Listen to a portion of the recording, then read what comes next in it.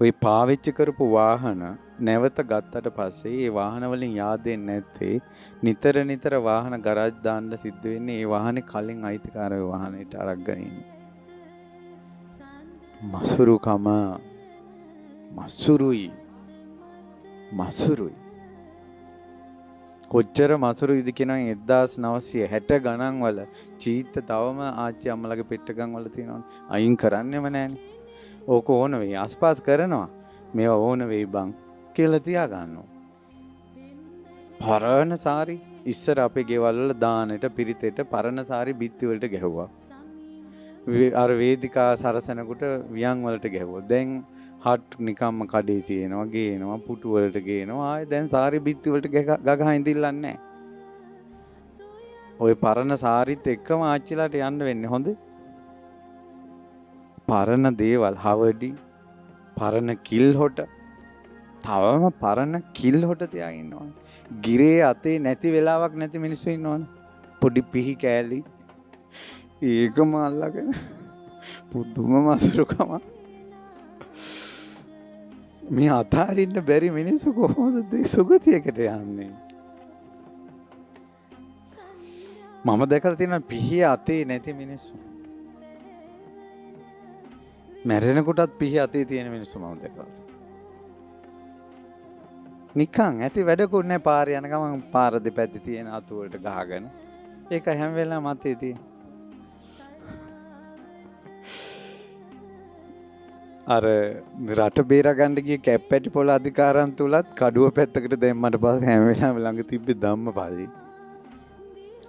බෙල්ලට මැරෙන්න බෙල්ලට ගහන්න කලින් එයා කිව්ව පොඩ්ඩක් දෙන්න කියලා ඉනෙන් ධම්මපදේ පොත අරන් ගාතාවක් කියලා දලදා හඳුරන්න වැඳලා බෙල්ල තිබ්බා දංගෙඩියේ. කපපු මිනිහයාගේ අත වෙවුලුවා. බෙල්ල කැපුණේ බාගෙට ඔළුව මෙහෙම එල්ලුණා. කඳ නැගිටලා කිව්වා එකපාරෙන් ගහපි ඔළුව වෙන් වෙලාම යන්න කියලා බාගෙට කැපිච්ච බෙල්ල නැගිටලා කිව්වා. දලදා හඳුරන්න වැඳලා. මේ මිනිස්සු යුද්ධෙට ගිය බව හැබෑව, කැරලි ගැසු බව හැබෑව හිත තුනුරුවන් ළඟ තිබ්බා. කඩුව අතෑරියා. කෝන්තර නැහැ. අවසාන වෙලාවෙත් දලදා හඳුර ළඟ තිබ්බ රිදි කෑල්ලක් අරන් ගහයිල්ලලා දලදා හඳුරන්න මේ වස්ත්‍රේ පූජා වේවා කිව්වා මාලිගාව දිහා බලාගෙන. එහෙම මිනිස්සු හිටියේ. දැන් අපේ මිනිස්සු මැරෙනකොට කෝ ගිරේ කියලා හොයයි. එච්චර මසුරු. ඊට පස්සේ සාටේයන් චිත්තස් උපක්ඛලේසා සාටේය කියලා කියන්නේ කපටිකම. කපටිකම. තම්බෝ කියන්නේ දැඩි ආය කිසිවෙකුට නැවෙන්නේ නැහැ. මෝල් ගස් කිල්ලා වගේ. තීරණයක් ගත්තොත් ගත්තම තමයිනේ. දැඩි බව නම්මේ සීලී නැහැ. රූලක් ගහනවා මේකෙම ඵලයල්. මේකෙන් පිට බැන්නොත් තරහයි. දැඩි. තර මහත්තයෙක් සමහරට තමන් බැඳපු නෝන දැනුම් තීරුම් නැති වෙන්න පුළුවන්. නමුත් එයා කියන දෙයට සවන් දෙන්න ඕන. අම්මලා තා දැන් ඉන්න ළමා ලපටි තරම් අම්මලා තාත්තලා ඉගෙනගෙන නැහැ. ඒ වුණාට දෙමව්පියන්ගේ වචනෙට සවන් දෙන්න හොඳ හිත්. අපි කොච්චර ඉගෙන ගත්තත් අපිට අකුරු වල බින්දුව කියලා දුන්නේ අම්මානේ. අතල්ලලා අකුරු කෙරෙව්වේ අම්මානේ. පොඩි කාලේ මොනවා නොතේරුණා දුවගෙන ඇවිල්ලා අම්මා මේක කියලා දෙන්න කියලා අම්මගෙන් නේද ඇහුවේ. එහෙම අම්මා ළඟටම තාත්තා ළඟටම තුරුල් වෙච්ච ළමයි. පස්සේ ඉගෙනගෙන කියාගෙන උඹ මොනවද දන්නේ කියලා කෙනුට ඒකම සාපයක් වෙනවා. ඒකම සාපයක් වෙනවා. ඒ නිසා තමන් කොච්චර උඩට ඉගෙන ගත්තත් තමන්ගේ අම්මගේ වචනෙට සවන් දෙන්න, තාත්තගේ වචනෙට සවන් දෙන්න, මහත්තයට සවන් දෙන්න, නෝනට සවන් දෙන්න, දරුවෙකුට උනා සවන් දෙන්න. ඔක ගොඩාක් තියෙන සමහර ගෙවල් වල තාත්තලාගේ ඔක තියෙනවා. හරිම දැඩි. උන් දැගත්තොත් තීරණයක් ඒකම තමයි තීරණේ. අනිත් ඔක්කොම මේකට එකඟ වෙන්න ඕනේ නැත්තම් බෑ. ගම් වල නම් අඩුයි කොළඹ පැත්තේ තියෙන. දැඩි තීරණ. ඒකට අර ගෙදර අම්මත් දරුවොත් හරිය අස්සරණ වෙලා ඉන්නේ. කිසිම වැඩකට අදහස් දෙන්නේ නැහැ යාලා. තීරණා මේ වැඩේ මෙහෙම කරන්න ගියොත් හොඳයි කියලා තාත්තට කියන්න බයයි. මේ හිත හිර වෙනවා. මේ පවුලක එක්කෙනෙක් දැඩි වුණා කියන්නේ මුළු පවුලේම මිනිස්සුන්ගේ හිත හිර වෙනවා. කතා බහ කළා කරන්න පුළුවන් පවුල්වල ඔක්කොම අදහස් කියනවා. හොඳ අදහසකට වැඩි කරනවා. මට නොතේරෙන දේ තව කෙනෙකුට තේරෙන්න බැරිද? ඊට පස්සේ දැඩි බව කියන්නේ හිතේ උපක්ලේශයක්. සාරම්භ කියලා කියන්නේ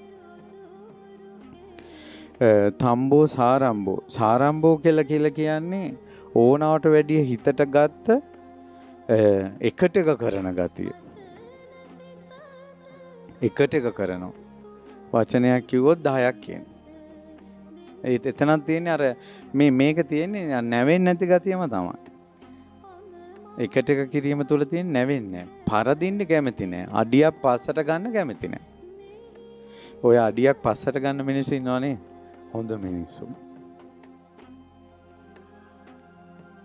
හොඳ මිනිස්සු තමයි අඩියක් පස්සට ගන්න. ඊට පස්සේ මානෝ චිත්තස් උපක්ඛිලේසු මාන්නේ අහංකාරකම මොනවද තිබිලාද?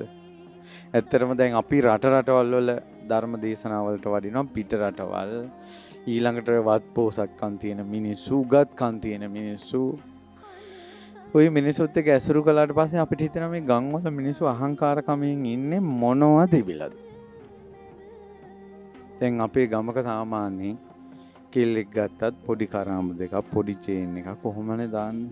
අපි දැකලා තියෙනවා රත්තරම් වලින් ඇඟ වහගෙන ඉන්න මිනිස්සු දැකලා. ඒත් යසට හිස නමල හාන්දරණී කියලා කතා කරනවා. අපේ ගම්වල මිනිස්සුන්ගේ අහංකාරකම් මොනවද තිබිලාද? තියෙන අක්කර කාලත් බොහොම ආරෙන් පරිසම් කරගෙන ඉන්නේ. අපි දැකලා තිනවා අක්කර 100 ගණන් තියෙන මිනිස්සු. ඒත් හිස පහත් කළා හඳුරන්නේ කියලා කතා කරනවා. අපේ මිනිස්සුන්ට මොනවද තිබිලාද?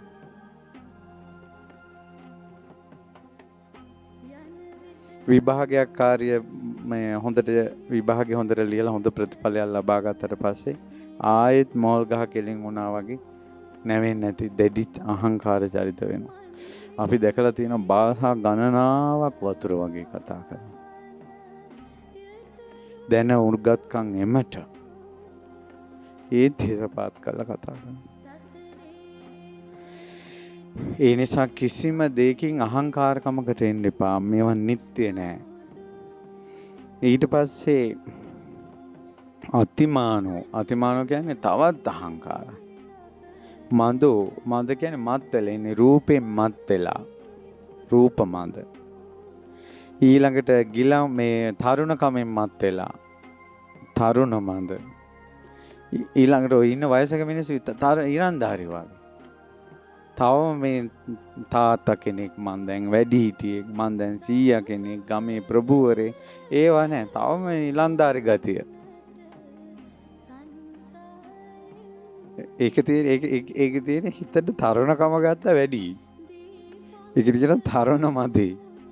ඒකේ තියෙන හානිය තමයි හොඳ මනසෙක් වෙන්න පුළුවන්. හිත වැහිලා තියෙන සුගතියට වැහිලා.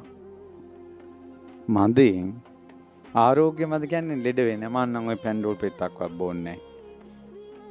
ඔව් එහෙම ලෙඩ මට හැදෙන්නේ නැහැ කියලා අහංකාරකමෙන් කියන හැම වෙලාවෙම ඊළඟ මොහොතේ තමන් රෝගී වෙන්න පුළුවන් කියන අදහස හිතේ තියෙනවා. අවුරුදු 80 ගානක් මේක උපාසිකාවක් හිටියේ උපාසිකාව නිතර කිය හිටියා මෙච්චර කාලෙකට මට නම් ලෙඩක් ඇති වෙලා නැහැ කියලා. පහවදා මෙයා හරහා වැටෙනකොට ඇඟේ යට කරු ටිකක් වැටුණා. නිකම්ම රෝද පුටුවට වැටුණා. එක දවසකින් නෙවෙයි උදේ කිව්වේ අවස් වෙනකොට වැටුණා රෝද පුටුවට. කවදාවත් මේ දිරණ කයට රූපෙට ප්‍රශංසා කරන්න හොඳ නැහැ. ඊළඟ මොහොතේ අපි දන්නවද මෙහෙම ඉද්දීන් කොච්චර දැන් පිළිකා සෛල ඇතුලේ හැදීගෙන එනවද කියලා අපි දන්නවද? කොයි නහරෙද මේ වෙනකොට ගැටි ගැහිලා මේ නහරයක් කිරවෙන්න තියෙන කියලා දන්නවද? 890ක් රෝග 990ක් ව්‍යාධි. කොච්චර කරදරද? ඊළඟට තමයි ජීවිත මන්දේ මැරෙන්නේ නැහැ වගේ එනවා. කල්පනාවක්වත් නැහැ මැරෙයි කියලා.